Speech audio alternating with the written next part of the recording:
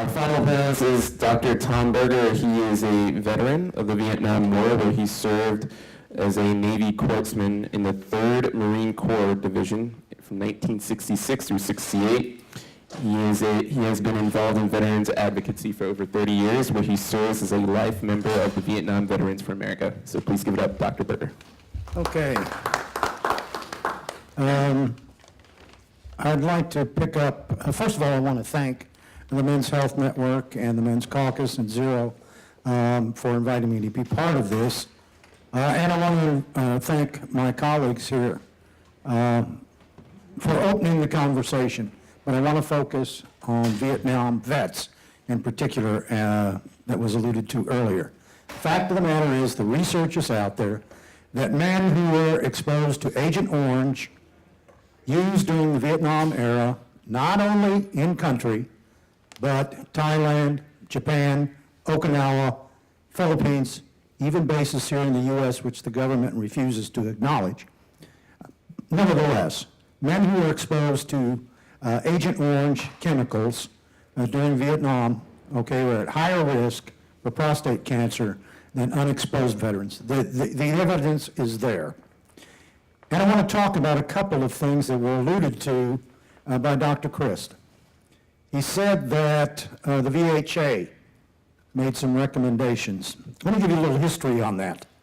Back in 2012, the Deputy Undersecretary for Health issued a letter, which I happen to have a copy of, that told the 54 or 61, depending on where you get the numbers, hospital facilities out there, they were not to test for prostate cancer anymore. This came from the head of the health part of the administration until he was confronted by us and a Men's Health Network on this very issue. All right, then he sort of backtracked, So the point is that there was a period of time there when the administration's push was no testing. Furthermore, and it's something you need to recognize, only about 40% of America's veterans use the VA. Everybody else out there has either got private insurance, Medicare, Medicaid, or they're uninsured.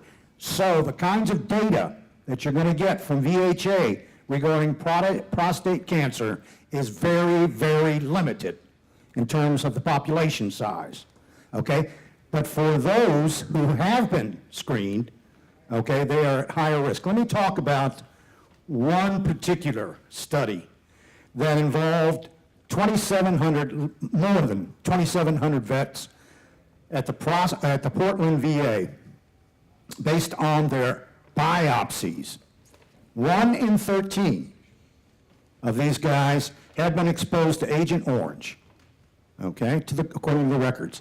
1/3 of those were diagnosed with prostate cancer, half of which were high-grade cancers, the more aggressive and faster-growing type. So it doesn't fit some of the categories that we've talked about in general. We're at higher risk to have prostate cancer, and it's going to be worse than the average or the low-grade stuff. So on one hand, I really appreciate the change from the D grade to the C grade in terms of the screening. But I'm 73 years old. And I'm talking, for me, about a quality of life issue. I want to reach that 82 years of age. I want to reach that. So I go in and I get screened every year, and I don't use the VA because I want to know if my numbers, PSA numbers, my Gleason numbers, all the stuff that are used for the non-evasive tests, are somewhat consistent as I get older. So I see that as a quality of life issue. And here is where the important element of education, of communication between the doctor and the patient come in, We've all heard about problems with the VA and stuff. The fact of the matter is I don't think there's a physician in this country, much less in this room, who doesn't understand that you have to limit your time with your patients. in the case of the VA, that's really enforced strictly. I mean, we don't agree with necessarily, as a clinician, I don't agree with the guidelines by the VA relative to the amount of time that I'm supposed to spend with a mental health patient. Okay? They want to just run these people through at the VA. I'm not saying that occurs everywhere, but generally speaking.